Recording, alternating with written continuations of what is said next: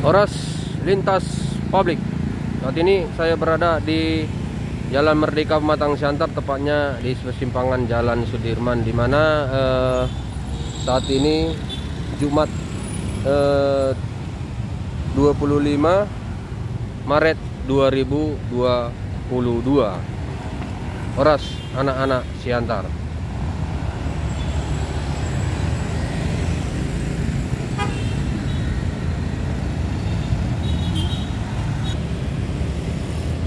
Ini adalah bioskop pria yang menjadi legend bioskop di Kota Batang Siantar.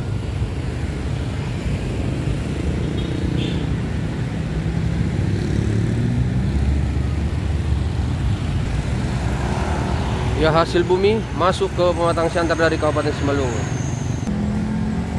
Ini adalah Lapang Merdeka atau Taman Bunga Pematang Siantar.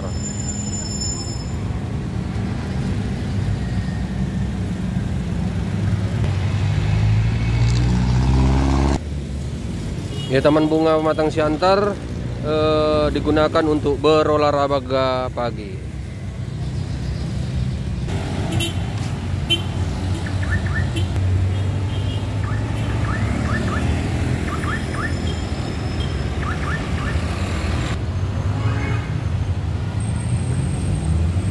Ya, becak Siantar melintas.